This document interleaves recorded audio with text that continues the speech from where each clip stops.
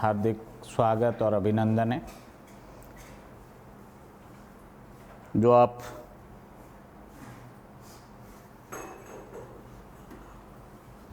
इस संस्थान से जो अपेक्षा लेके आए हैं, ये संस्थान पूरा आपकी अपेक्षाओं पर खरा उतरेगा, बशर्ते है कि आप मेहनत करें।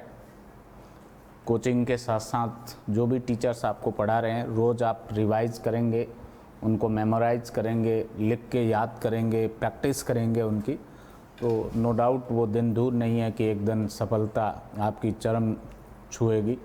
आपका नाम भी जो है वो सिलेक्शन लिस्ट के अंदर, आरजेएस की फ़ाइनल लिस्ट में, जेएलओ की फ़ाइनल लिस्ट में, एपीओ की फ़ाइनल लिस्ट में, और भी आप दूसरे किसी स्टेट में जुडिशरी में एग्ज़ाम देंगे तो वहाँ फ़ाइनल लिस्ट में आएगा। कंसंट्रेशन के साथ, रेगुलरिटी के साथ, कंसिस्टेंसी के साथ एफर्ट्स करने की आवश्यकता है। क्या पढ़ना है, कैसे पढ़ना है, लॉ वाला एरिया आप मेरे पे छोड़ दें। आपको 1 साल की पीरियड में जो है एटलीस्ट 1 ईयर जो है वो रिक्वायर्ड है अच्छी प्रिपरेशन करने के लिए। हालांकि एपीओ का जो एग्ज़ाम है आप लोगों का, स्टूडेंट्स एपीओ और आरजेएस दोनों के हैं इस वो डेमो क्लासेस के अंदर, तो जिनका गोल केवल एपीओ है तो उनके लिए 6 महीने बाद लगभग जो है वो प्रीलिम्स एग्ज़ाम होना है, तो आपका सिलेबस 6 महीने में करवा दिया जाएगा। और आरजेएस अभी पहले वाला एग्ज़ाम चल रहा है, तो 1 साल से पहले नई भर्ती मुझे नज़र नहीं आ रही है, और वो नई भर्ती आएगी उससे पहले पहले आपका सिलेबस 1 ईयर के टेन्योर में बहुत अच्छे से हो जाएगा। सबसे पहले हम समझेंगे कि सिलेबस क्या है अपना। आरजेएस का जो सिलेबस है, एग्ज़ाम आपको पता है कि ये 3 स्टेज का है वो एग्ज़ाम है। पहले प्रीलिम्स है, फिर मेंस है, और लास्ट में इंटरव्यू है। और एपीओ में प्रीलिम्स एंड मेंस है। क्या है? प्रीलिम्स एंड मेंस है, इंटरव्यू नहीं है एपीओ में। पहले एपीओ में मेंस नहीं हुआ करता था, केवल वो एग्ज़ाम होता था और उसके बाद इंटरव्यू होता था। अब स्कीम चेंज कर दी, तो अब इसके अंदर है वो प्रीलिम्स एग्ज़ाम होगा और उसके बाद मेन एग्ज़ाम होगा। जिनका मोटो या गोल आरजेएस है, उनको भी मेरी एडवाइस रहेगी कि वंस एपीओ पर भी विचार करें। यदि उन्होंने फॉर्म भर रखा है तो, फॉर्म नहीं भर रखा है तो विचार करने से भी अब कोई फ़ायदा है वो होगा नहीं, क्योंकि ऑलरेडी जो है फॉर्म भरे जा चुके हैं और अब अपने लिए ओपन नहीं है। क्योंकि प्रोसिक्यूशन जो सर्विस है वो भी एक अच्छी सर्विस है, कोर्ट से जुड़ी हुई सर्विस है। केवल इतना सा फ़र्क है वो उस तरफ बैठे हैं सामने और आप इधर खड़े होकर जो है वो क्रिमिनल साइड में है वो स्टेट को रिप्रेजेंट करते हैं। बेशक अच्छी सर्विस है, पब्लिक सर्विस है, जनता का सेवा करने का मौका है। इंजर्ड और जो विक्टिम है उनको न्याय दिलाने का काम प्रोसिक्यूशन ऑफिसर के द्वारा है वो किया जाता है। और जुडिशियल ऑफिसर जो एक जस्टिस डिलीवर करने का काम करते हैं, न्याय देने का काम करते हैं। डिसीजन की पावर है वो उनके पास है, जो कुछ भी फैक्चुअल पोजीशन उनके सामने, उनके बेसिस पे। जिस सेवा के लिए आपने अपना सपना संजोया है, अपने आप में एक डिवाइन सर्विस है। एक जो है दैवीय है वो सेवा है। किसी को मृत्युदंड देना, किसी का जीवन समाप्त कर देना, ये अधिकार केवल भगवान के पास है या जज के पास है। या तो ये पावर जो है किसके पास है? गॉड के पास है, भगवान के पास, जिन्होंने हमें क्रिएट किया है, जिसने हमें जन्म दिया है, या जज के पास है। उसके कलम से जो है, यदि वो सेशन ट्राइबल केसेस के अंदर लाइक मर्डर है, कल्पेबल होमिसाइड है वो एक्सेप्शनली, जहाँ मेन रेप के ऑफेंसेस में भी डेथ पेनल्टी दे रखी है, तो वहाँ मृत्युदंड है वो दे सकता है जज। तो भगवान के बाद किसी के जीवन जीने के अधिकार से वंचित करने की पावर जो है वो केवल जज या न्यायाधीश को है वो दे रखी है। आप उस सेवा के मेंबर भरने के लिए है वो प्रयास कर रहे हैं, तो अपने आप में एक बहुत बड़ा सौभाग्य है आप लोगों का। बट उसके लिए एक लंबी यात्रा तय करनी पड़ेगी उस सीट पर बैठने से पहले। ये सारे फेस जो प्रीलिम्स है, मेंस है, इंटरव्यू है, इनको आपको फेस करना होगा और हज़ारों कॉम्पिटिटर में से आप बेटर परफॉर्म करके आपको है वो सिलेक्शन लिस्ट में आना होगा। उसके लिए क्या करना है? उसके लिए मेंटरशिप या गाइडेंस हमारे पार्ट पे है वो आपको मिलता रहेगा और उससे आप अपने वो सफलता तक जाएंगे। थोड़ा सा मैं अपने बारे में भी बताना चाहूँगा। क्योंकि आप जिस व्यक्ति से पढ़ रहे हो उस व्यक्ति की योग्यता क्या है, उसकी क्वालिफिकेशन क्या है, ये आपकी जानकारी में होनी है, वो आवश्यक है। मेरा 2002 में BA bachelor of arts complete हुआ था और उसके बाद 2010 में मैंने एलएलबी कंप्लीट की। 2012 में मैंने एलएलएम किया और 2012 और 13 में मैंने लॉ में नेट और सेट कंप्लीट किया। 2012 में ही मैं गुजरात न्यायिक सेवा में सेलेक्ट हुआ। किसी कारणवश टेक्निकल इश्यू से मेरा अपॉइंटमेंट नहीं हो पाया वहाँ पर। 2013 की आरजेएस भर्ती में मैं फाइनली सेलेक्ट हुआ 106th रैंक से और ट्रेनिंग कंप्लीट की। मेरी पोस्टिंग है वो रही। लगभग 2 साल की सेवा करने के बाद मैंने नौकरी से रिज़ाइन कर दिया। अभी मैंने रिसेंटली जेएलओ का एग्ज़ाम दिया था, ये 2023-24 का था। उसमें 35th रैंक से जो है वो मेरा फाइनल है वो सिलेक्शन हुआ। हालांकि मैंने उसमें वो ज्वाइन नहीं करने का है वो डिसीज़न लिया। और एक एग्ज़ाम और मैंने अभी दे रखा है असिस्टेंट प्रोफेसर लॉ, उसमें अभी रिज़ल्ट आने शुरू हो गए हैं, तो हो सकता है 1-2 दिन में ही शायद लॉ वाला रिज़ल्ट भी आ जाएगा। तो उसमें भी इंटरव्यू कॉल होगा अपना और फाइनल सिलेक्शन भी होगा उसमें, क्योंकि उसमें इतने मार्क्स है मेरे जितने फाइनल सिलेक्शन तक के लिए वो चाहिए विद इंटरव्यू के साथ। तो इसलिए जो है आरजेएस पहला इंटरव्यू मैंने 2011 की वैकेंसी में दे दिया था जब आरपीएससी एग्ज़ाम करवाती थी। सेकेंड अटैम्प्ट में मैं आरजेएस में सेलेक्ट हुआ था और 2014 में मैंने पढ़ाना शुरू किया आरजेएस के लिए। अभी 2024 चल रहा है। 1 जुलाई को, आज ही के दिन 1 जुलाई 2014 को जो है मैंने कोचिंग जोधपुर में ओपन किया था एडवांस्ड लॉ क्लासेस के नाम से, और उसका इनॉग्रेशन ऑनरेबल पुष्पेंद्र सिंह भाटी साहब ने किया था। अभी राजस्थान हाई कोर्ट में वो जज है, वो हमारे फैकल्टी भी रहे हुए हैं। मैंने जोधपुर से एलएलबी की थी, तो वहाँ जयनारायण व्यास यूनिवर्सिटी जो है उसमें ओल्ड कैंपस में वो विजिटिंग फैकल्टी थे। सीपीसी पढ़ाते थे हमें एलएलबी फाइनल ईयर में, तो वहाँ से लगाव था हमारा वो उनके प्रति। फिर वो बार काउंसिल के सदस्य भी है वो सुने गए और मिलते रहे। कोचिंग जब मैंने ओपन करना चाहा तब मैंने कहा ऐसे पर्सन को बुलाया जाए जो अपने आप में एक मोटिवेशन हो। वो भाटी साहब ने मेरे छोटे से है वो निवेदन पर जो है वो उस फंक्शन में पार्टिसिपेट किया और इनॉग्रेशन किया, और उसके बाद की यात्रा है लगभग आप लोगों ने यूट्यूब पे और इधर उधर से है वो जानकारी के आधार पे, माउथ पब्लिकेशन के आधार पे आप लोगों को पता होगा। अभी जो प्रीलिम्स एग्ज़ाम हुआ था, हमारे बहुत सारे स्टूडेंट्स उसमें प्रीलिम्स क्लियर कर रहे हैं, और जो एग्ज़ाम का पैटर्न था वो हमारे स्टूडेंट्स के लिए टफ़ नहीं था। यहाँ से जो पढ़े हुए बच्चे थे उनके लिए कोई भी क्वेश्चन टफ़ नहीं था। अब उनकी मेमोरी कितनी काम करती है वो एक अलग मैटर है, उनको याद कितना रहा मेरे पढ़ाने के बाद ये अलग मैटर है। ऐसा एक भी प्रश्न नहीं था जो मैंने नहीं पढ़ा रखा था उनको। सीपीसी में बहुत डीप में पढ़ाता हूँ और जितना मैं डीप में पढ़ाता हूँ उतना ही डीप में क्वेश्चन पूछे गए, बट एक भी क्वेश्चन ऐसा नहीं था जो मैंने पढ़ा नहीं रखा हो, उस प्रोविज़न को नहीं पढ़ा रखा हो, उन इलस्ट्रेशंस को नहीं पढ़ा रखा हो, उन एक्सप्लेनेशंस को नहीं पढ़ा रखा हो। सारा पेपर मेरे पढ़ाने की जो टेक्निक है उसके अकॉर्डिंग था, और जिन्होंने अच्छे से मेहनत है वो की थी वो अच्छा स्कोर कर भी रहे। क्या क्वेश्चन थे, कुछ हम 10-20 क्वेश्चन सेलेक्टिव देखेंगे भी। आप लोगों ने पेपर जिन्होंने फेस कर रखा उनको जानकारी, जिन्होंने पेपर नहीं दिया उनको कुछ मैं क्वेश्चन भी दिखाऊंगा इस बार वाले के। इस तरीके के क्वेश्चन आते हैं एग्ज़ाम के अंदर लॉ में। हिंदी इंग्लिश में जो है सर जो कंसर्न फैकल्टी है वो बात करेंगे, मैं लॉ पे ही ज़्यादा डिस्कस करूँगा।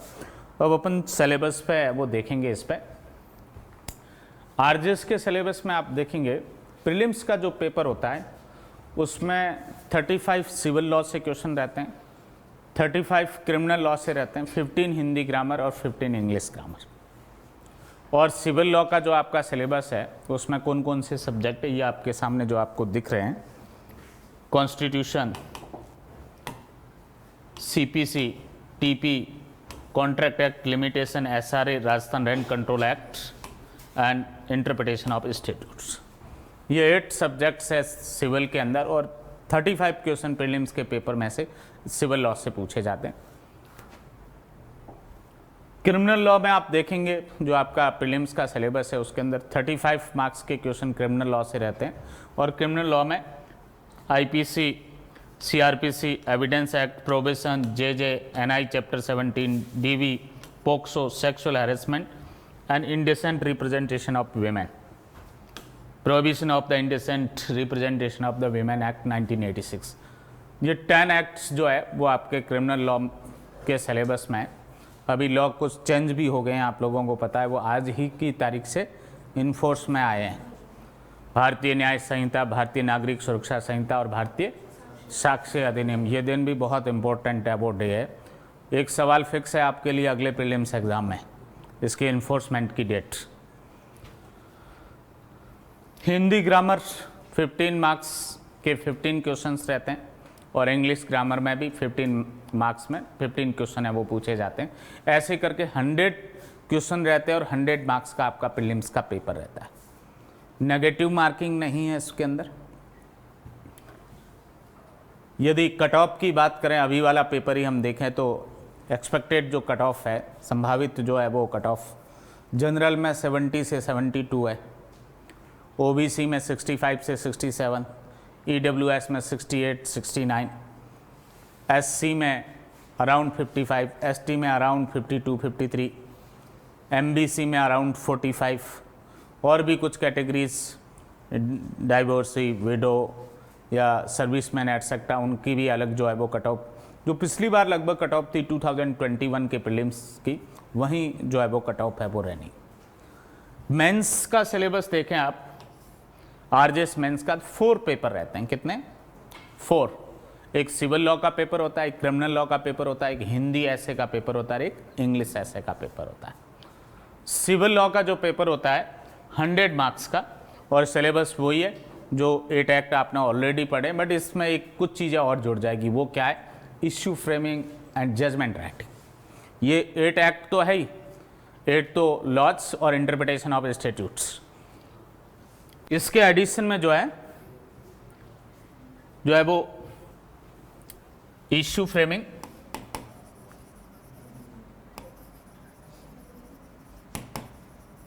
And judgment writing.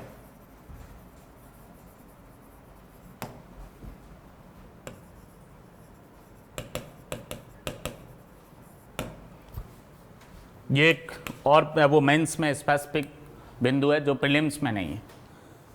Criminal law के अंदर जो है सेकंड पेपर रहता है, ये भी 100 मार्क्स का है। लॉ वही है जो अब प्रीलिम्स के अंदर है। इसके एडिशन में क्या है? चार्ज फ्रेमिंग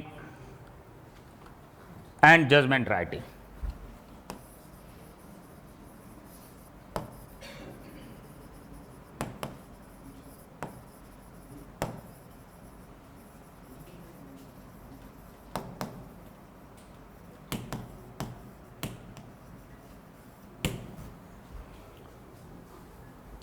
क्वेश्चंस छोटे कुछ क्वेश्चंस भी रहते हैं सिविल और क्रिमिनल में, शॉर्ट नोट में 2 मार्क्स में, 3 मार्क्स में। कुछ मीडियम क्वेश्चंस भी रहते हैं 6 मार्क्स में, 7 मार्क्स में, 8 में, 5 में भी पूछ लेते हैं। कुछ लॉन्ग है वो आंसर्स वाले क्वेश्चंस भी रहते हैं 10 मार्क्स, 12 मार्क्स वगैरह। हिंदी ऐसे जो है ये 50 मार्क्स का पेपर रहता है आपका और इसमें 3 क्वेश्चंस रहते हैं। 600 या 500 जो कुछ भी है वर्ड्स में एक ऐसे रहता है वो 20 मार्क्स का, और 2 ऐसे रहते हैं 400 वो वर्ड्स में, 400 वर्ड्स में 15 मार्क्स के। तो ऐसे करके जो है 20 + 15 + 15 3 ऐसे आपको है वो लिखने होते हैं। ऑप्शंस रहेंगे हर क्वेश्चन में। पहला जो क्वेश्चन होगा जो 20 मार्क्स का रहेगा, जिसको 600 वर्ड्स में लिखना है ऐसे, उसमें 2 या 3 ऑप्शन में रहेंगे, कोई एक करना होगा आपको। ऐसा ही सेकंड क्वेश्चन में रहेगा 400 वर्ड्स में जो लिखना है उसमें भी 2 है वो या 3 है वो ऑप्शंस रहेंगे, उसमें से कोई एक करना है। और थर्ड क्वेश्चन में भी 2 या 3 ऑप्शंस आएंगे, कोई एक करना है। इंग्लिश ऐसे में भी ऐसा ही है जैसा हिंदी ऐसे में, थोड़ा सा फर्क है वर्ड्स में शायद हिंदी इंग्लिश में। एक में 600 400 और एक में कुछ 500 है वो 400 ऐसा है। तो वो एग्जैक्ट जो है वो आप देखेंगे इस बार का जो रिक्रूटमेंट है उसमें है वो आपको मिल जाएगा। बट क्वेश्चन है वो उसमें भी 3 रहेंगे। पहला 20 मार्क्स का रहेगा, दूसरा 15 का रहेगा और तीसरा भी 15 का रहेगा। तीनों कंपलसरी ऑप्शंस रहेंगे, उनमें से कोई एक ऐसे आपको इंग्लिश में लिखना है। और लास्ट में जो है 35 मार्क्स का इंटरव्यू रहेगा। ये सारा है वो मेंस का जो है 100 + 100 + 50 + 50 मिला के जो है वो 300 का रिटर्न है वो पेपर है आपका मेंस का, और 35 जो है जो इंटरव्यू है 335 में से लास्ट आपकी कट ऑफ जो है वो फाइनल सिलेक्शन है वो होगा।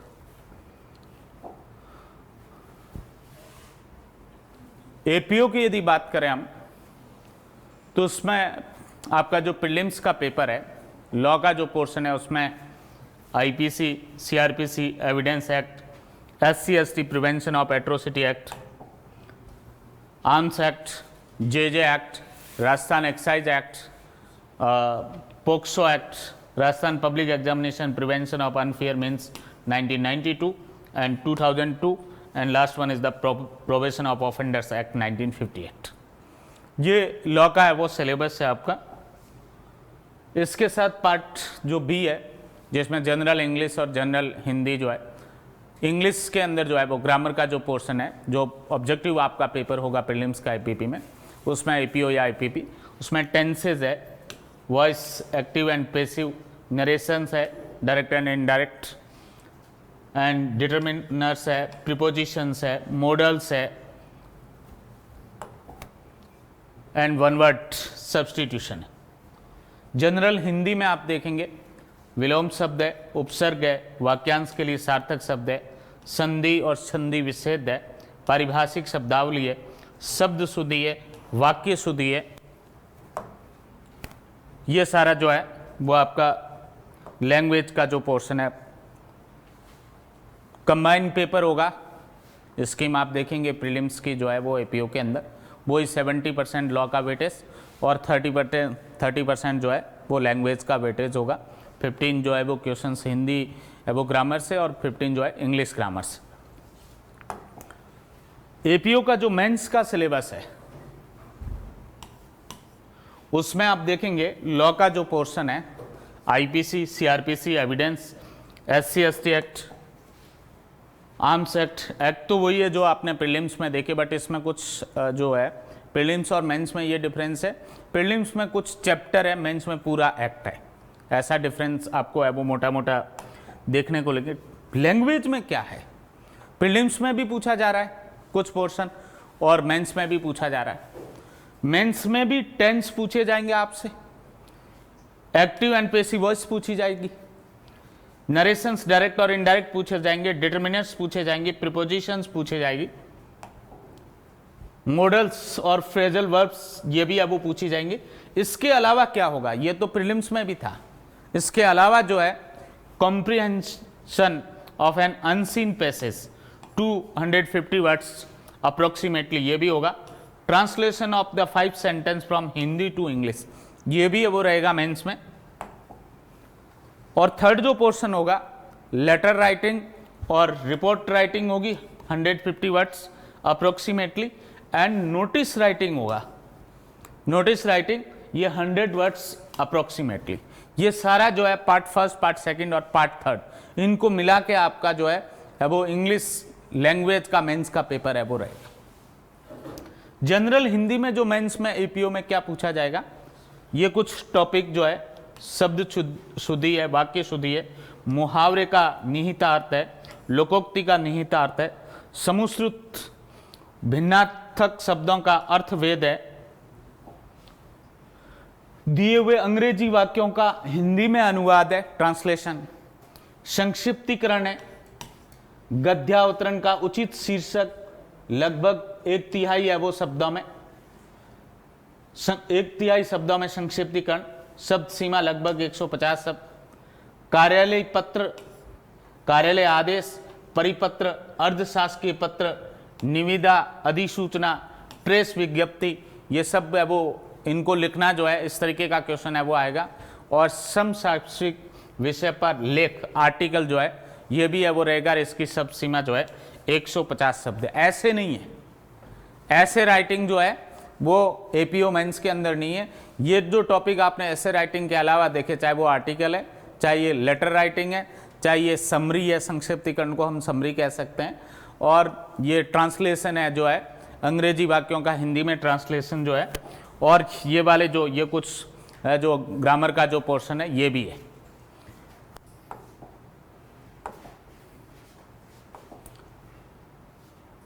अभी जो आरजेएस प्री जो पेपर हुआ था 2024 का जो है, इसमें आप देखेंगे क्वेश्चंस जो है वो किस तरीके के पूछे गए।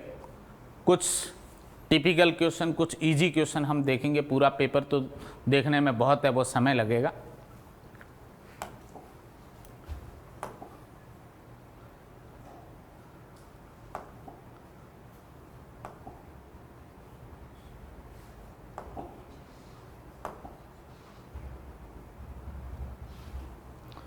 इसको हम इस क्वेश्चन को देख सकते हैं। कॉन्स्टिट्यूशन से क्वेश्चन था, राज्यसभा के उपसभापति vice chairman of council of state के बारे में। इसमें पूछा कि कौन सा स्टेटमेंट करेक्ट नहीं है, कौन सा कथन सही नहीं है, ये आप सेलेक्ट करिए। इसमें पहला आप देखेंगे, राज्यसभा के उपसभापति के रूप में पद धारण करने वाला सदस्य यदि राज्यसभा का सदस्य नहीं रह जाता है तो वो अपना पद रिक्त कर देगा, ऐसा प्रोविजन दे रखा है कॉन्स्टिट्यूशन में एक्सप्रेस रूप से। Ceases to be member of council concern council of states concern house. Rajya Sabha के उपसभापति के रूप में पद धारण करने वाला सदस्य किसी भी समय सभापति को मींस चेयरमैन संबोधित करके अपने हस्ताक्षर सहित लेख द्वारा अपना पद त्याग कर सकता है, रेजिग्नेशन या रिजाइन कर सकता है। वो चेयरमैन को एड्रेस करते हुए अपना इस्तीफा या त्यागपत्र, ऐसा भी कॉन्स्टिट्यूशन में प्रोविजन है।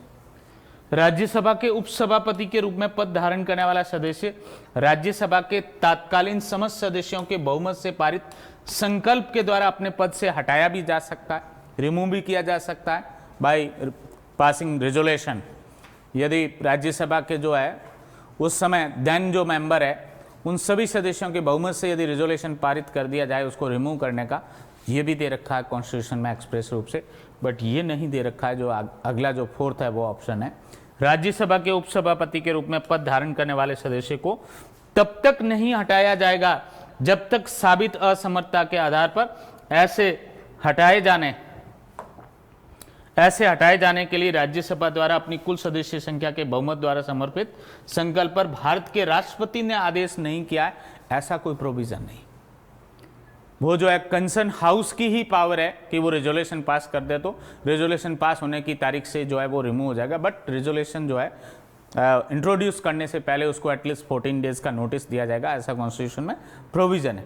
बट ऐसा कोई प्रावधान नहीं है कि साहब राष्ट्रपति का आदेश होगा तभी है वो उसका पद है वो रिक्त होगा, रिमूव होगा वो। तो ये जो स्टेटमेंट है फोर्थ में जो दे रखा है ये क्या, ये इनकरेक्ट है। यही बात इंग्लिश में है वो दे रखी है इसमें।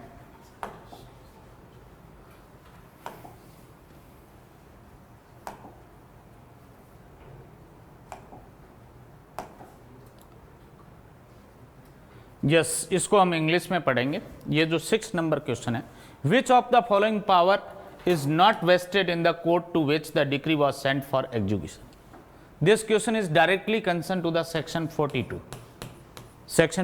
Of the CPC, power of the court executing the decree, power to send the decree for execution to another court under section 39 of the Code of Civil Procedure 1908. This power is expressly conferred under subsection 2 of section 42, where subsection 2 of section 42, power to execute the decree against the legal representative deceased judgment debtor under section 50 of the Code of Civil Procedure. It is also provided under subsection 2 of section 42. Power to order the execution at the instance of the transferee of decree, ये subsection 4 में, subsection 4 of section 42, it is prohibited. This power is restricted. And power to order the attachment of decree also expressly provided under subsection 2 of section 42.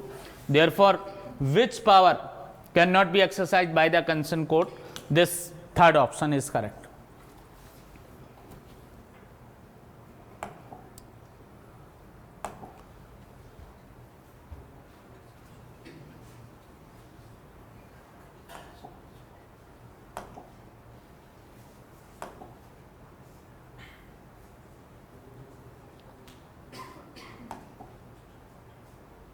Yes, बहुत simple सा question है। भारत के संविधान की किस सूची में सिविल प्रक्रिया संहिता शामिल है? 7 शेड्यूल से क्वेश्चन है ये, 7वीं अनुसूची से कॉन्स्टिट्यूशन के, कि सीपीसी जो है सब्जेक्ट है सिविल प्रोसीजर कोड, ये कॉन्स्टिट्यूशन की 7 शेड्यूल की यूनियन लिस्ट, स्टेट लिस्ट और कॉन्कर्न लिस्ट, इन लिस्ट में से कौन से लिस्ट का सब्जेक्ट है, ये सिंपल सा क्वेश्चन है। ऑप्शन आपके सामने स्टेट लिस्ट भी है, कॉन्कर्न लिस्ट भी है, यूनियन लिस्ट भी है और ऑल ऑफ द अबव भी है। जब हम देखते हैं उसको 7 शेड्यूल ऑफ कॉन्स्टिट्यूशन को, तो मोस्ट ऑफ लॉ के सब्जेक्ट कहाँ कवर होते हैं, कॉन्कर्न लिस्ट में। कहाँ कवर होते हैं लॉ के सब्जेक्ट, कॉन्कर्न लिस्ट में कवर होते हैं। तो ये आपका सीपीसी का सब्जेक्ट है, ये भी कहाँ दे रखा है, कॉन्कर्न लिस्ट में। कहाँ, कॉन्कर्न लिस्ट में। और कॉन्कर्न लिस्ट की भी किस एंट्री में, स्पेसिफिकली एंट्री नंबर 13, प्रविष्टि संख्या जो 13 है कॉन्कर्न लिस्ट की, subject of civil procedure including the limitation and arbitration, civil प्रक्रिया का विषय जिसमें परिसीमा और माध्यस्थम का विषय भी शामिल है, ये कॉन्कर्न लिस्ट का सब्जेक्ट है, एंट्री नंबर 13। जब भी मैं सीपीसी स्टार्ट करता हूं तो पहली क्लास में ये बताता हूं कि ये कॉन्कर्न लिस्ट का सब्जेक्ट है, और ये एंट्री भी बताता हूं कि एंट्री नंबर 13 में कवर होता है।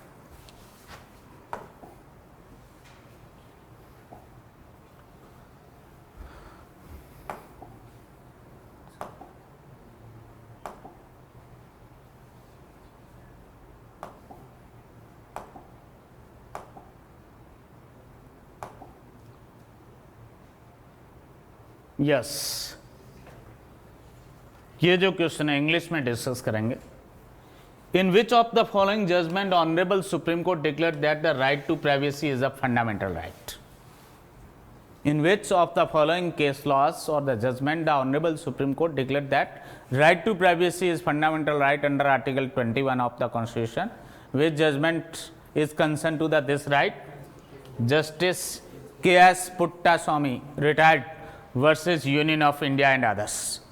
This judgment is concerned to this important right to privacy. जब भी क्लास में मैं आर्टिकल 21 पढ़ाता हूँ और आर्टिकल 14 पढ़ाता हूं, तो उसके साथ जस्टिस के.एस. पुट्टास्वामी और इसकी पूरी गाइडलाइन क्या है, वो सुप्रीम कोर्ट में गाइडलाइन है वो इशू की है राइट टू प्राइवेसी के संदर्भ में। कुछ जजमेंट ओवर रूल किए हैं, कुछ जजमेंट को करेक्ट कंसीडर किया है, और अल्टीमेटली ये राइट कौन से आर्टिकल में कवर होता है, ये सारी गाइडलाइन भी पढ़ाता हूँ जस्ट क्योंकि एक बार मेन एग्जाम में पूछा हुआ है ये question. Explain the guideline of the और law laid down in the justice retired justice K S. Puttaswamy case, ऐसा एडीजे मेंस में इस जजमेंट पे मेन एग्जाम में भी क्वेश्चन पूछा हुआ है।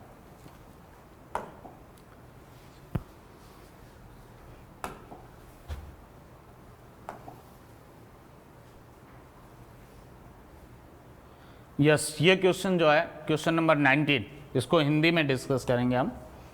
आप दोनों लैंग्वेज में कंफर्टेबल होंगे ना, हिंदी अंग्रेजी में, क्योंकि नौकरी राजस्थान में करनी है। इंग्लिश मीडियम वाले बच्चों सुन लेना आप लोग, तो काम जब करना होगा ना आगे जाके हिंदी में करना होगा, ऑर्डर शीट हिंदी में लिखनी होगी, जजमेंट हिंदी में करने होंगे, वो ऑर्डर है वो हिंदी में लिखने होंगे, कुछ भी काम होगा, क्योंकि ऑफिशियल लैंग्वेज जो है वो सबऑर्डिनेट कोर्ट्स की राजस्थान में क्या है, हिंदी है।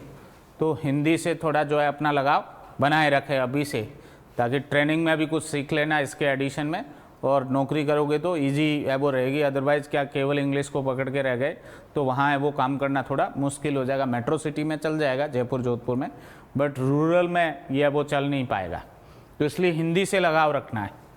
निम्न में से किस मामले में माननीय उच्चतम न्यायालय द्वारा यह अभिनिर्धारित किया कि ऐसा कोई विवाह का अयोग्य नहीं है, इसकी जगह क्या है, अविशेषित, अनक्वालिफाइड, अविशेषित अधिकार नहीं है, और समान लिंग युगल एक मूलभूत अधिकार के रूप में इसकी मांग नहीं कर सकते। Same sex marriage, same sex marriage जो है किस जजमेंट में सुप्रीम कोर्ट ने डिक्लाइन किया कि ऐसा कोई फंडामेंटल राइट है वो नहीं है। ये कौन सा जजमेंट है, बहुत सिंपल सा, सुपेरियो वर्सेस यूनियन ऑफ इंडिया। ये वाला जजमेंट जो है टेस्ट सीरीज में भी जब मैंने मॉडल पेपर बनाए थे लास्ट में, मॉडल 6 एंड मॉडल 7, तो मॉडल 6 में ये वाला जजमेंट मैंने पूछ रखा था, और जब शायद मैंने जो यूट्यूब पे कुछ क्वेश्चन है वो करवाए थे प्रीलिम से जस्ट पहले, उसमें भी ये जजमेंट है वो डिस्कस किया था सुपेरियो, और ये वाला जजमेंट जो है वो प्रीलिम्स में पूछ भी लिया गया। केवल आप क्रक्स भी याद रख लेते कि सेम सेक्स मैरिज से कंसर्न है वो कौन सा है वो जजमेंट है, तो ये सुपेरियो वर्सेस यूनियन ऑफ इंडिया 2023 का इंपॉर्टेंट है वो जजमेंट है।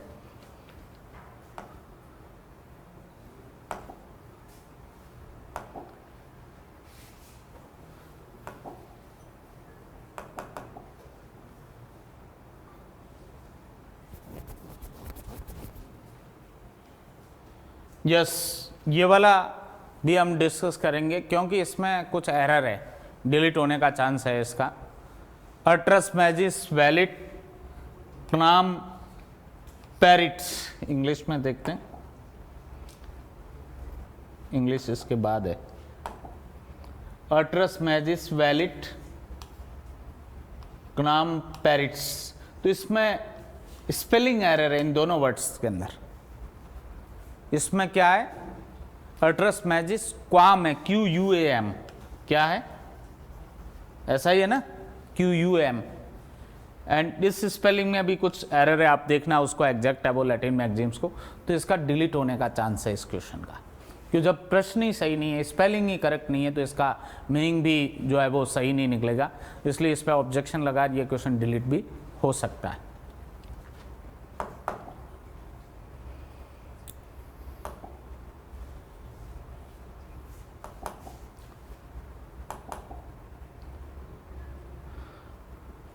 ये एक रेंट कंट्रोल एक्ट का जो है वो क्वेश्चन पूछा गया।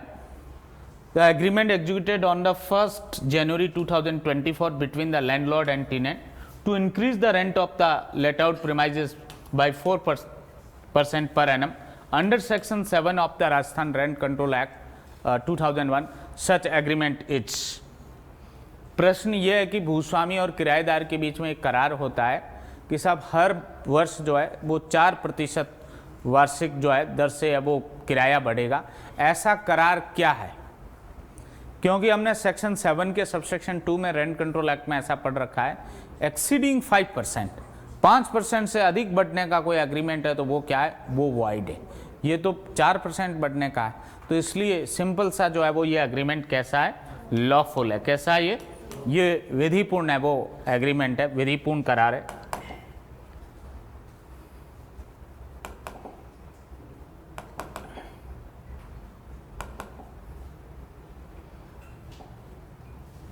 ये वाला क्वेश्चन देखेंगे आप, ये क्वेश्चन भी मैंने YouTube पे क्वेश्चन सॉल्व करवाए थे, उसमें था the object behind the oral examination of the parties under order 10 rule 2 CPC 1908 is what is the expressly mention in order 10 rule 2 to elucidating the matter in controversy. CPC का जो आदेश 10 नियम 2 में जो परीक्षा हो रही है, उसमें पक्षकारों की मौखिक परीक्षा के पीछे उद्देश्य क्या है, किस उद्देश्य से किया जाता है, विवादग्रस्त बातों के विच्छेदीकरण करने हेतु जो है वो परीक्षा की जाती है। तो ये क्वेश्चन भी है वो डायरेक्ट है, वो प्रोविजन से था और ऐसा बहुत बार पहले भी पूछा गया। तो इस तरीके से कुछ सिंपल क्वेश्चन भी है वो थे इस पेपर में। क्रिमिनल साइड में आप देखेंगे,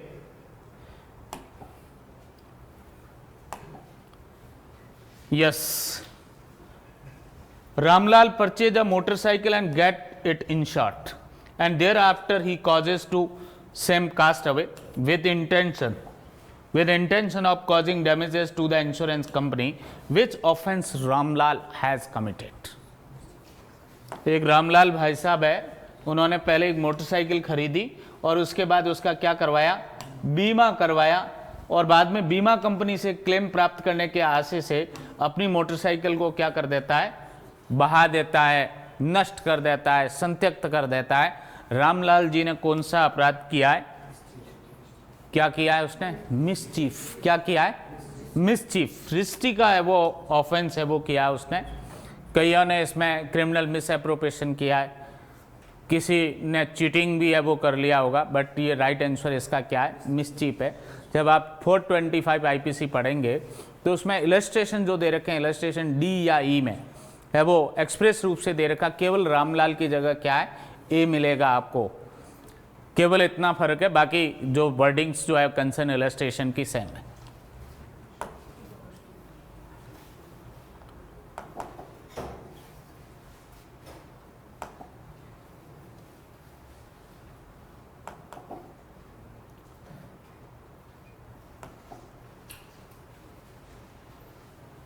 यस, रमेश और सुरेश के मध्य किसी बात को लेकर बहस हो गई। रमेश ने सुरेश को भद्दी भद्दी गालियां देना आरंभ कर दिया।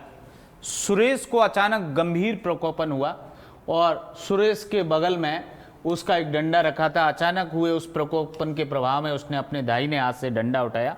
विजय, जिसकी रमेश के साथ पुरानी रंजिश है, हर सूरत में जो है किसको,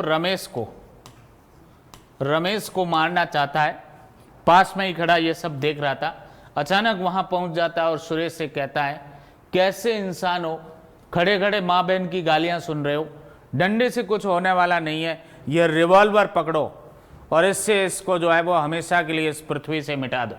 ऐसा कहकर जो है सुरेश को एक रिवॉल्वर थमा देता है और सुरेश उस रिवॉल्वर से रमेश पर फायर करता है और जिससे रमेश की क्या हो जाती है, मृत्यु हो जाती है। यहाँ सुरेश और विजय इन दोनों ने क्या अपराध किए? जब हम 300 आईपीसी हत्या का जब वो अपराध जो है 300 में परिभाषित किया गया आईपीसी में, उसमें हम जब पढ़ते हैं तो एक्सेप्शन जो फर्स्ट है, ग्रेव एंड सडन प्रोवोकेशन, उसमें बहुत सारे इलस्ट्रेशन दे रखे हैं। एक इलस्ट्रेशन ऐसा भी दे रखा है, केवल फर्क ये है कि ए और बी है वहाँ वर्डिंग, उसकी जगह ये रमेश, सुरेश, विजय जो है वो डाले इन्होंने। तो ऐसी कंडीशन में जो विजय जो इलविल रखता था पहले से और जिसने पिस्तौल है वो दी है, उसने क्या है वो अपराध किया है, उसने मर्डर किया है। क्या किया उसने मर्डर का ऑफेंस किया है। और सुरेश जो ग्रेव एंड सडन प्रोवोकेशन में कार्य कर रहा था, उसने क्या किया है, उसने culpable homicide not amounting to murder, हत्या की श्रेणी में नहीं आने वाला आपराधिक या वो मानववध किया है। एग्जैक्ट जो है वो इलस्ट्रेशन जो दे रखा है उस इलस्ट्रेशन से डायरेक्ट है वो क्वेश्चन उठाया गया है। यदि आपने ढंग से इलस्ट्रेशन पढ़ रखे हो तो इस क्वेश्चन को आप इजीली कर सकते हैं।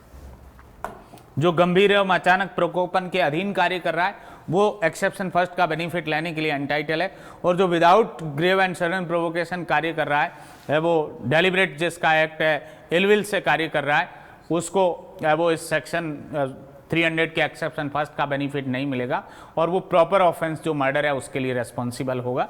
ये थर्ड जो ऑप्शन, विजय जो है वो हत्या का और सुरेश ने हत्या की श्रेणी में नहीं आने वाला आपराधिक मानववध किया है, थर्ड ऑप्शन जो है वो करेक्ट होगा। तो ये इस तरीके के क्वेश्चन आपके जो है वो एग्जाम के अंदर है वो आएंगे, जैसा हमने कुछ सिविल के डिस्कस किए, कुछ क्रिमिनल के है वो डिस्कस किए, और लैंग्वेज में भी आप देखेंगे इसी तरीके से।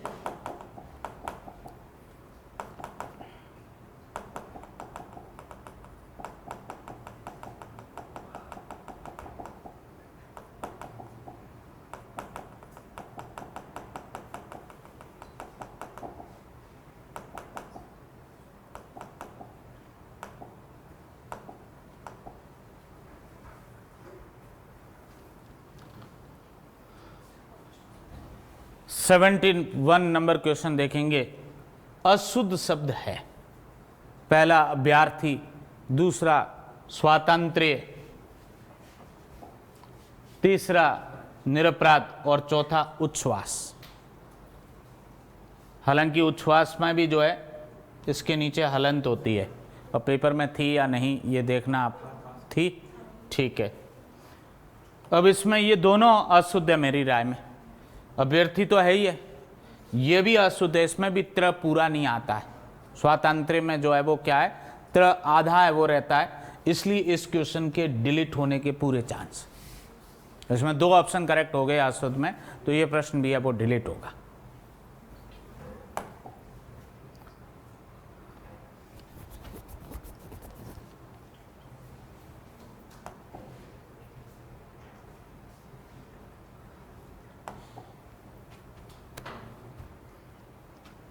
उपयुक्त विलोमता वाला विकल्प नहीं है। असूया, अनसूया, अनिवार्य, निवार्य, अभिज्ञ, भिज्ञ और आर्ध और अनार्थ। इसमें जो है यही वाला करेक्ट माना ना, अभिज्ञ और भिज्ञ, बट इसमें निवार्य और अनिवार्य भी काफ़ी नज़दीक है। निवार्य जिसको टाला नहीं जा सकता, सॉरी अनिवार्य, अनिवार्य जो है जिसको टाला नहीं जा सकता और निवार्य जिसको टाला जा सकता है, तो इस पर भी ऑब्जेक्शन आ सकता है। अभी तक तो करेक्ट यही है, ऑब्जेक्शन जाएंगे, हिंदी के एक्सपर्ट है उनसे कंसल्ट किया जाएगा और उसके बाद जो है वो यदि इस थर्ड पे वो सस्टेन रह जाते हैं तो वो थर्ड ऑप्शन वो रह जाएगा करेक्ट, और वो ये सहमत हो गए कि ये वाला भी नज़दीक है, वो आंसर था, तो ये भी डिलीट में जा सकता है। तो इस तरीके के जो है वो हिंदी लैंग्वेज में वो क्वेश्चन है वो रहेंगे।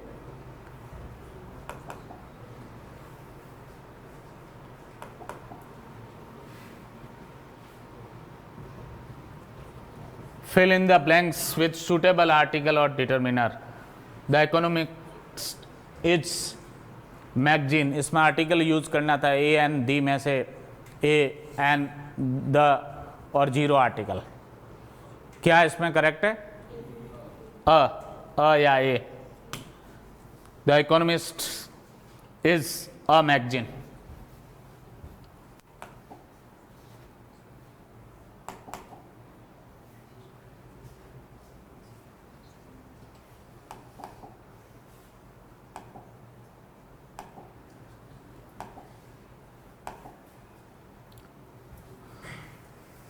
तो ये आपका सिलेबस था आरजेएस का, पहले हमने डिस्कस किया, उसके बाद एपीओ का प्रीलिम्स और मेंस का सिलेबस, और कुछ अभी जो पेपर्स हुआ था लेटेस्ट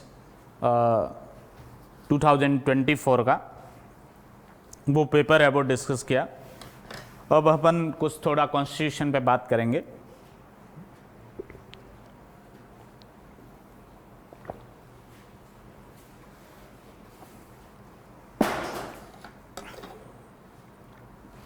और कॉन्स्टिट्यूशन में आप बोर्ड का सहारा नहीं लेंगे, बिना बोर्ड बात करेंगे।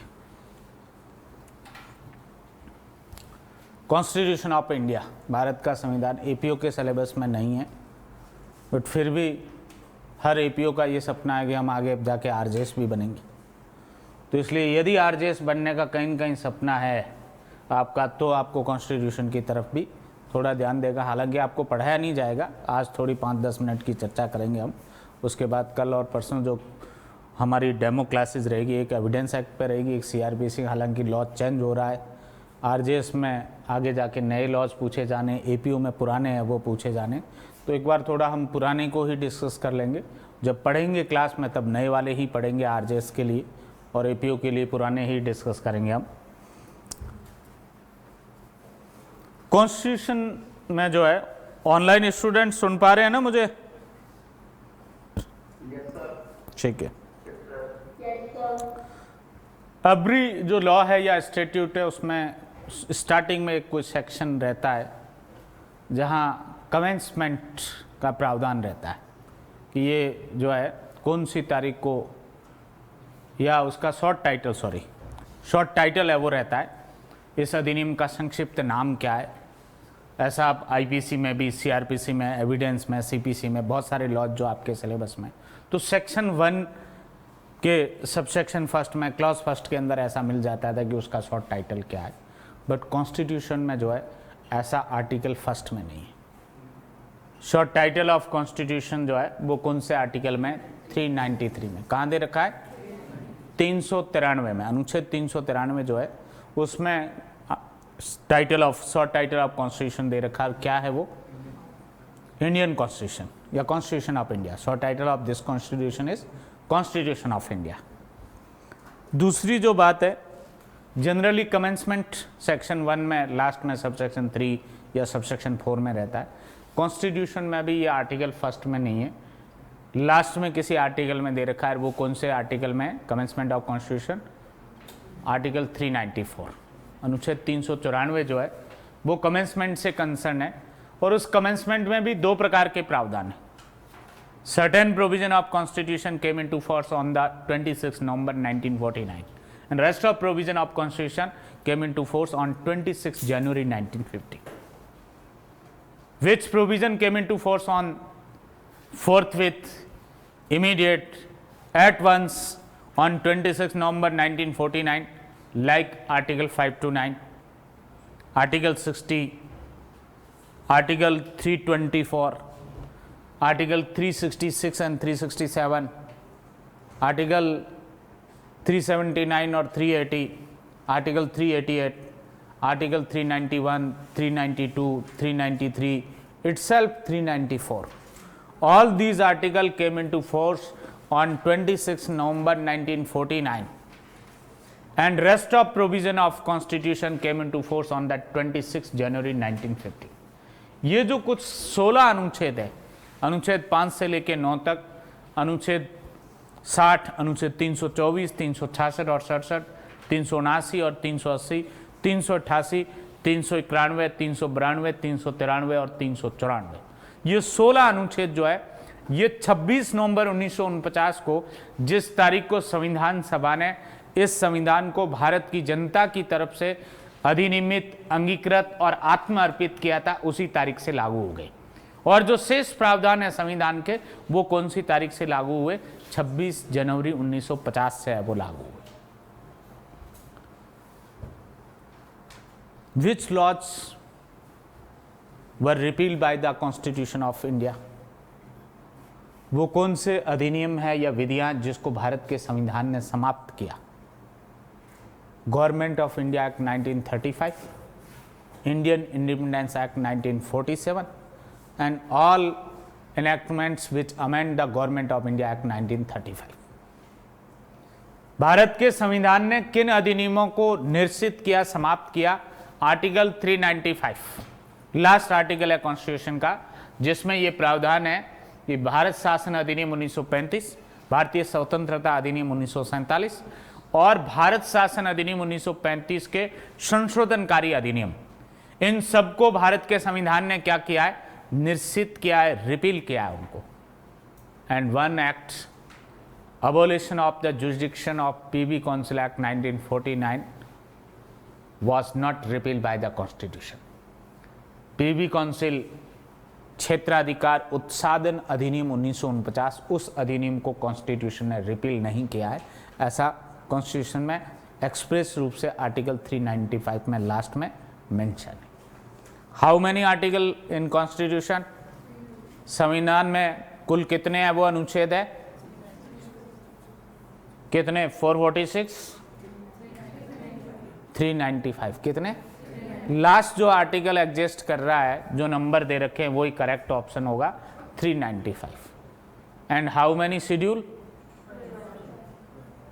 इसमें अभी पेपर में क्वेश्चन था ना, ओरिजिनल कॉन्स्टिट्यूशन में कितनी शेड्यूल थी 2024 में?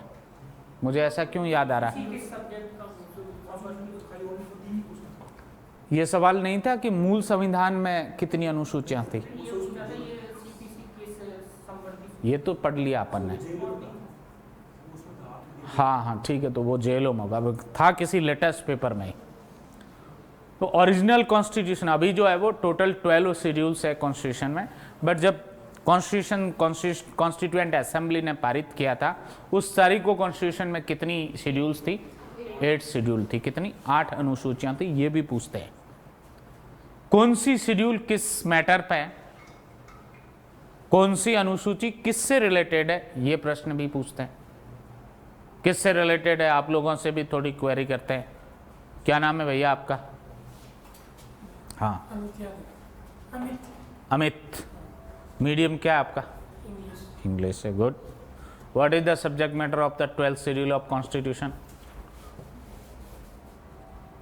12वीं अनुसूची जो है संविधान की, उसकी विषय वस्तु क्या है? कोई बता सकता अपनी इच्छा से? Municipalities, concern to the municipalities. 12वीं अनुसूची है वो किससे रिलेटेड है? नगर पालिका से संबंधित है। भैया आपका क्या नाम है? हाँ, लास्ट में बैठे आपको क्या बताया? अनिकेत चारण। क्या मीडियम है आपका? इंग्लिश मीडियम है, वेरी गुड, इंग्लिश अच्छा मीडियम है। Aniket, 10th schedule of constitution is related to the which topic? संविधान की जो 10वीं अनुसूची है, ये किस बिंदु पर है, किससे संबंधित है? आइडिया नहीं, पढ़ा नहीं अभी तक। एंटी डिफेक्शन से नहीं, दल परिवर्तन या दल बदल, किससे कंसर्न है? एंटी डिफेक्शन, दल परिवर्तन या दल बदल से है वो संबंधित है।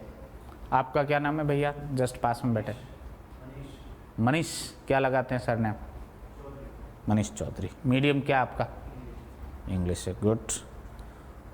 Manish, 8th schedule of constitution is concern to the which topic?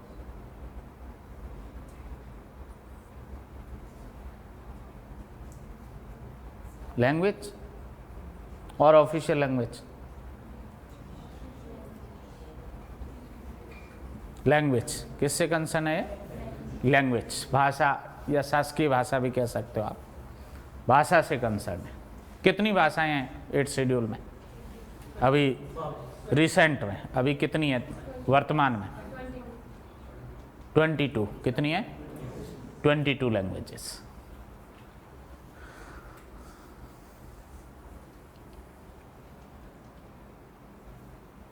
आपका क्या नाम है? हाँ, कीर्ति। क्या सरनेम लगाते हैं? कीर्ति मीना, ठीक है। मीडियम कीर्ति आपका? इंग्लिश, ठीक है। Kirti, 4th schedule of constitution is related to which topic?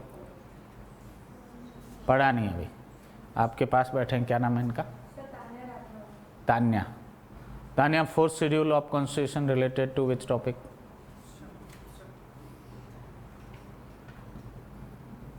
कौन बताएगा आप में से? ओथ से, very good. Absolutely wrong.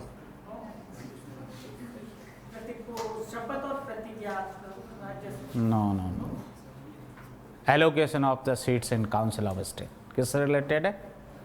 Rajya Sabha में सीटों का आवंटन। 4th शेड्यूल ऑफ कॉन्स्टिट्यूशन जो है राज्यसभा में सीटों का आवंटन, allocation of the seats in council of states. Rajasthan में कितनी हैं सीटें काउंसिल ऑफ स्टेट्स की? 25। Absolutely wrong. 25 किसकी सीट्स है? हाउस ऑफ पीपल की। किसकी? लोकसभा की सीटें 25। काउंसिल ऑफ स्टेट्स की कितनी है? 10। कितनी? 10। भैया आपका क्या नाम है? हाँ, आपसे। अनिरुद्ध। मीडियम क्या आपका? हिंदी है, गुड। हिंदी भी अच्छा माध्यम है। अनिरुद्ध, ये जो नवी अनुसूची है ये किस संविधान संशोधन से ऐड हुई कॉन्स्टिट्यूशन? कोई एपीओ के लिए ही पढ़ने आया हो ना तो मना कर देना, उससे कॉन्स्टिट्यूशन नहीं पूछूंगा मैं। हो सकता है आज बचाव भी हो जाए इस नाम पर। नवी अनुसूची ये किस संविधान संशोधन से ऐड हुई? मोस्ट इंपॉर्टेंट क्वेश्चन है, बहुत बार पूछा जाता है ऑब्जेक्टिव पेपर के। फर्स्ट किस अमेंडमेंट से? फर्स्ट कॉन्स्टिट्यूशन अमेंडमेंट, प्रथम संविधान संशोधन था, उसके माध्यम से नवी अनुसूची है वो ऐड हुई। किससे रिलेटेड है वो?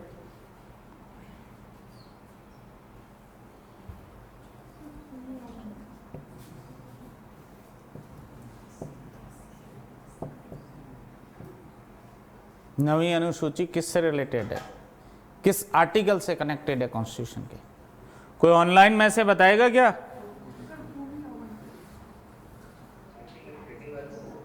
हाँ जी, 31 तो एग्जिस्ट ही नहीं करता है मेरे ख्याल से। गया कब का? 1978 में 44th कॉन्स्टिट्यूशन अमेंडमेंट से। 19(1)(f) एंड 31 जो राइट टू प्रॉपर्टी से कंसर्न थे। 31B किससे कंसर्न है? 31B से अनुच्छेद 31 जो ख है उससे कंसर्न है। Validation of the certain acts and regulations, कुछ विधियां और क्या है, कुछ अधिनियम और या कुछ विधियां और विनियमों की वैधता। मीन्स द सर्टेन एक्ट्स और regulation which are inserted in 9th schedule shall not be subject to the judicial review. उनका न्यायिक पुनरावलोकन नहीं होगा, कुछ विधियों का या कुछ है वो विनियमों का, जिनको 9th शेड्यूल में डाल दिया जाएगा है वो पारित करने के बाद। तो ये 9th शेड्यूल जो है ये protection of the certain laws, protection of the certain acts and regulations, कुछ विधियां और जो है वो विनिमयों की संरक्षण से संबंधित है, उनको प्रोटेक्ट किया गया है, उनको सेविंग या व्यावृत्ति है वो दी गई है।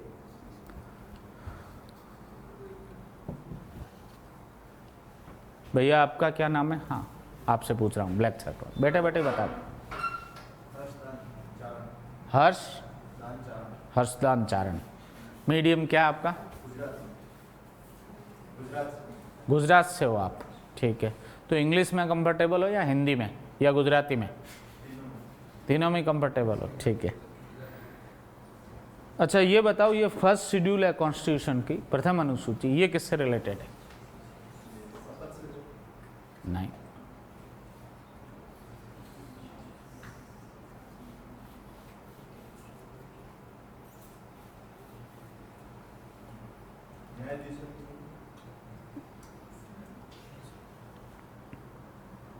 फर्स्ट शेड्यूल जो है वो किससे रिलेटेड है?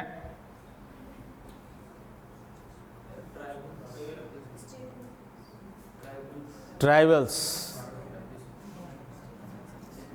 टेरिटरीज ऑफ इंडिया या यूनियन ऑफ इंडिया, भारत के या भारत संघ के जो है राज्य क्षेत्र, मीन्स स्टेट्स और यूनियन टेरिटरीज। हम कहते हैं कि साहब हमारे इतने स्टेट है भारत के अंदर और इतनी यूनियन टेरिटरीज है, ये हमें कहाँ मिलती है? फर्स्ट शेड्यूल में। कहाँ मेंशन है? प्रथम अनुसूची में। और अभी कितने स्टेट है? 29 स्टेट्स और कितनी यूनियन टेरिटरीज है? 9, 8। तो स्टेट 29 है, 28। पहले जम्मू कश्मीर भी स्टेट था जब 29 थे, अब 28 है। 28 स्टेट्स एंड 8 यूनियन टेरिटरीज। ये क्वेश्चन भी अभी पिछले या उससे पहले जेलों में तो पूछा गया या नहीं मुझे याद नहीं है, दिल्ली जुडिशियल सर्विस में पूछा गया, डीजेएस में। इंडिया के अंदर जो है वो कितने स्टेट्स है और यूनियन टेरिटरीज है। अच्छा, हर स्टैट्यूट्स में, एक्ट्स में स्टार्टिंग में डेफिनेशंस दे रखी होती है। जैसे एविडेंस एक्ट में सेक्शन 3 में मिल जाएगी आपको, सीपीसी में सेक्शन 2 में मिल जाएगी, सीआरपीसी में सेक्शन 2 में मिल जाएगी, ऐसे बहुत सारे लॉज, रेंट कंट्रोल एक्ट में सेक्शन 2 में मिल जाएगी। बट कॉन्स्टिट्यूशन में जो डेफिनेशंस है वो कौन से आर्टिकल में दे रखी है? आर्टिकल 2 में या 3 में या आर्टिकल 1? 366। कहाँ दे रखी है? 366। 366 जो आर्टिकल है वो डेफिनेशन से कंसर्न है, परिभाषाओं से है वो रिलेटेड। जब फंडामेंटल राइट ये कहाँ दे रखे हैं कॉन्स्टिट्यूशन में? भैया क्या नाम है? आपने कुछ बोला था लास्ट में बैठे, हाँ व्हाइट शर्ट वाले, हाँ नाम बताओ पहले अपना। अनुराग दातिश। मीडियम क्या है? इंग्लिश। हाँ बताइए। पार्ट 2 में, कॉन्स्टिट्यूशन के पार्ट 2 में फंडामेंटल राइट है। पार्ट 3, पार्ट 3 जो कॉन्स्टिट्यूशन का वो फंडामेंटल राइट से रिलेटेड है। और आर्टिकल कहाँ से लेके कहाँ तक है? 12 to 35, अनुच्छेद 12 से लेके और 35 तक। बहुत सिंपल सवाल है, पूछा जाता है एग्जाम में। Fundamental right are conferred under which one of the following part of the constitution? संविधान के निम्न में से किस भाग में मूल अधिकार, मौलिक अधिकार जो है उपबंधित है या प्रदत्त किए गए हैं? भाग 3 में। कहाँ जो है वो दिए गए हैं? भाग 3 में। यदि डेफिनेशन आपसे पूछ ली जाएगी फंडामेंटल राइट क्या है, आप 1 लाइन में क्या बता सकते हैं डेफिनेशन?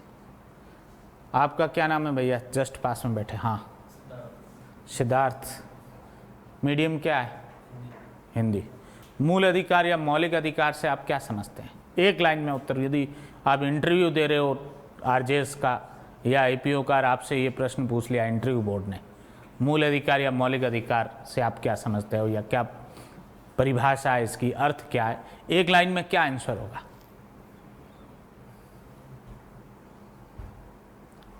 संविधान के भाग 3 द्वारा प्रदत्त अधिकार क्या है? मूल अधिकार है। ये इतना ही आंसर है इसका। The right conferred under part 3 of constitution are said to be fundamental right. संविधान के भाग 3 में जो प्रदत्त अधिकार है वो क्या है? वो मूल अधिकार है या मौलिक अधिकार है। अच्छा, कॉन्स्टिट्यूशन में कितने पार्ट है टोटल? 22। कितने भाग है? 22 भाग है इसमें। कोई और डिफर करता है क्या? 22 की जगह 25, 26 ऐसा कुछ, 25, 26, 22 कितने? यदि ऐसा डायरेक्ट क्वेश्चन आता है पार्ट कितने हैं, how many parts in constitution? 22 parts. अच्छा, ये बता सकते हो आप, बहुत सिंपल सी बात, सुप्रीम कोर्ट से रिलेटेड जो प्रोविजन है ये कॉन्स्टिट्यूशन के किस पार्ट में कवर होते हैं? पार्ट 6 में या पार्ट 5 में? 5th यूनियन से रिलेटेड है और 6th स्टेट से रिलेटेड है। अब सुप्रीम कोर्ट स्टेट से रिलेटेड है या यूनियन से?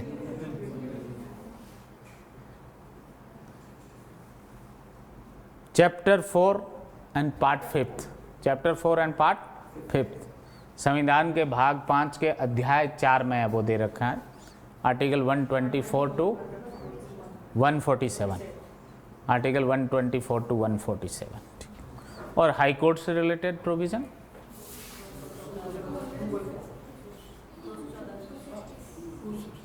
Chapter 5 of part 6th, chapter 5 of part 6th, article 214 to 231, article 214 to 231, 231 या 237? नहीं, हाई कोर्ट वाले 231 तक ही है, 232 रिपील है, 231 तक ही है, 214 टू 231। जो रेस्ट ऑफ प्रोविजन है वो सबऑर्डिनेट कोर्ट से रिलेटेड है, 233 टू 237।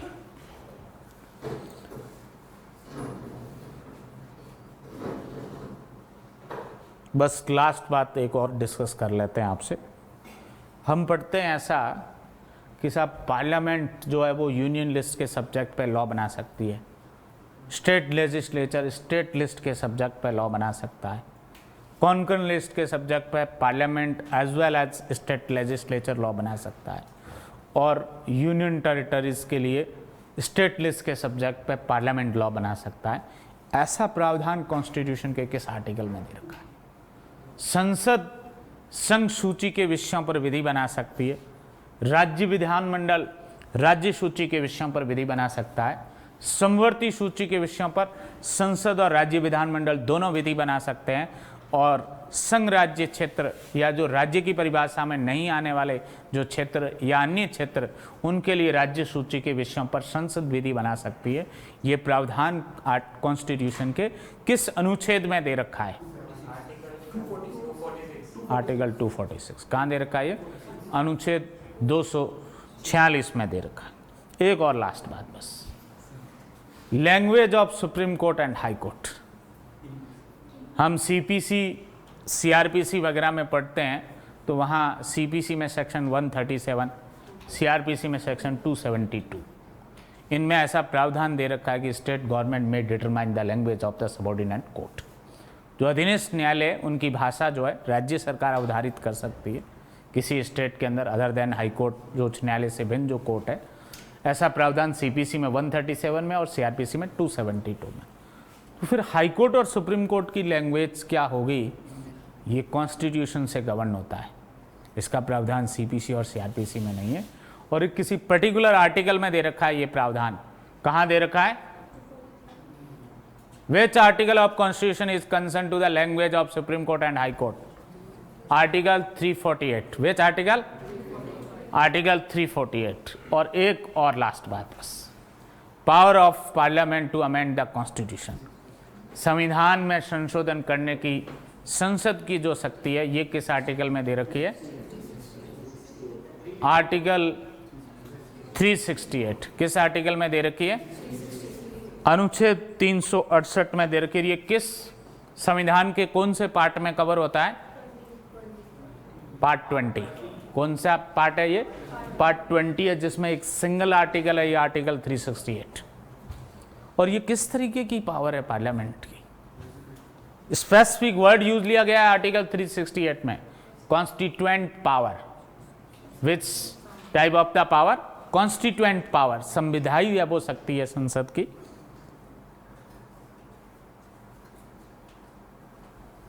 प्रेसिडेंट किस आर्टिकल में जो है ऑर्डिनेंस प्रोमulgate कर सकता है या अध्यादेश जारी कर सकता है, अध्यादेश प्रख्यापित कर सकता है।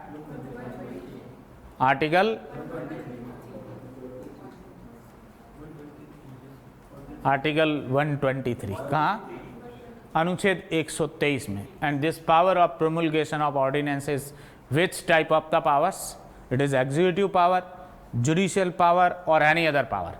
ये जो शक्ति है राष्ट्रपति की अध्यादेश जारी करने की इमरजेंसी में, when the both houses of parliament not are in session, जब संसद के दोनों सदन है वो सत्र में नहीं है, तब राष्ट्रपति जो है वो लॉ बना सकता है ऑर्डिनेंस के फॉर्म में या अध्यादेश के रूप में जो है।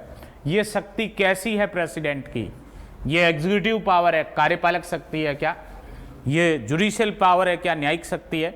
और कोई और प्रकार की पावर है? कोई स्पेसिफिक वर्ड आर्टिकल 123 में या उससे पहले कहीं हेडिंग में यूज लिया गया है? कैसी पावर है ये? Legislative power. कैसी पावर है?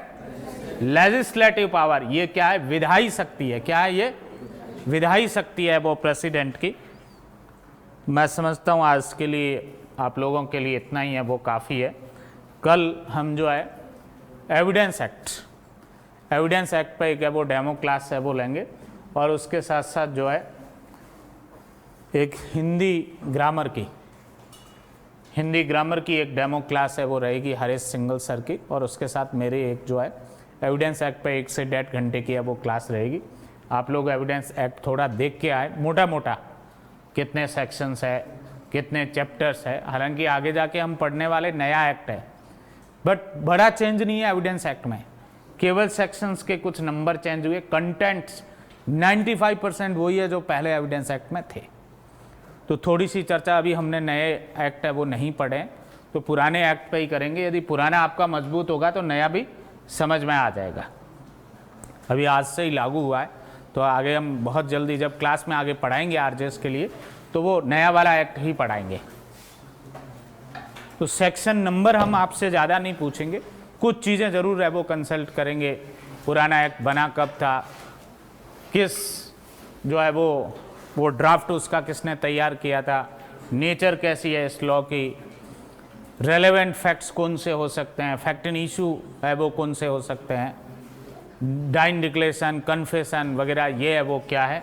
इन सभी चीज़ों पे हम थोड़ी थोड़ी चर्चा है वो करेंगे। आप लोगों का किसी भी प्रकार का कोई डाउट हो, जो ऑफलाइन और ऑनलाइन क्लास में बैठे हैं, कुछ पूछना हो आप लोगों को इस कोर्स के बारे में या जो कुछ हमने डिस्कस किया इसके बारे में, तो बताएं आप लोग।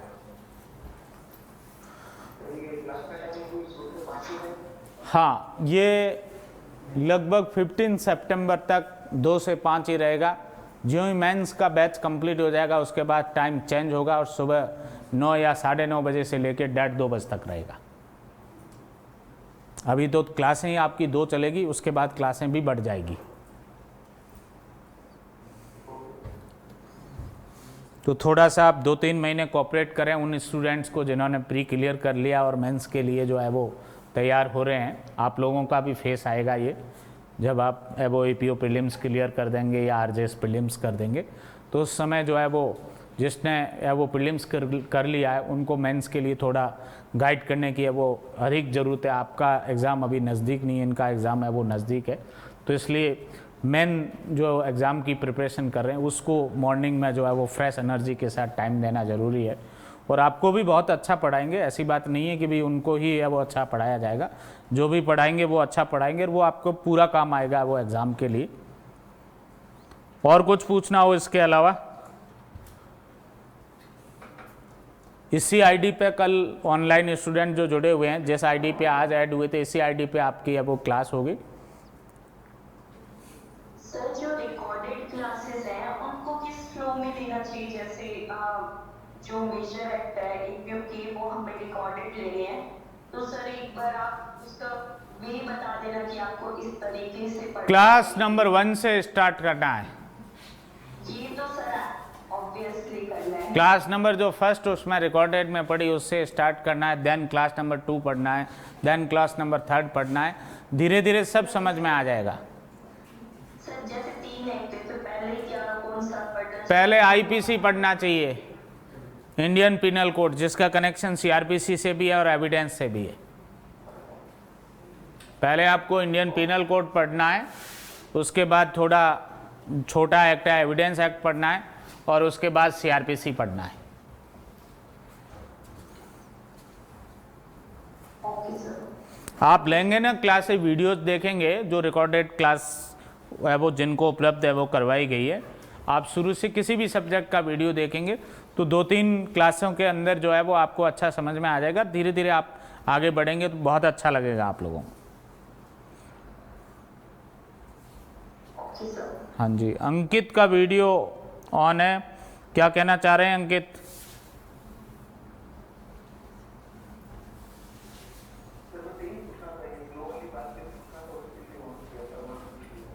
हाँ जी,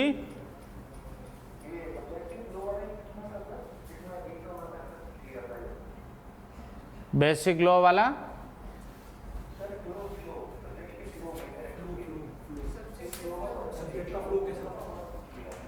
सब्जेक्ट का फ्लो कैसे पढ़ना है ये अभी 2-3 क्लासों के बाद पता चलेगा। अभी तो हम थोड़े डेमो में धीरे धीरे चलेंगे। जब कोई एक्चुअल क्लास स्टार्ट होगी ना उसके बाद समझ में आ जाएगा कैसे पढ़ना है, आपको किस फ्लो में पढ़ना है।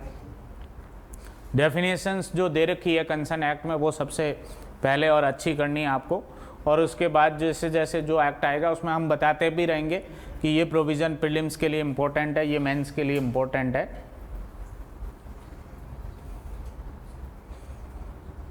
बस आप हमारे साथ ताल से ताल मिला के पढ़ते रहना है, वो एग्ज़ाम क्लियर हो जाएगा।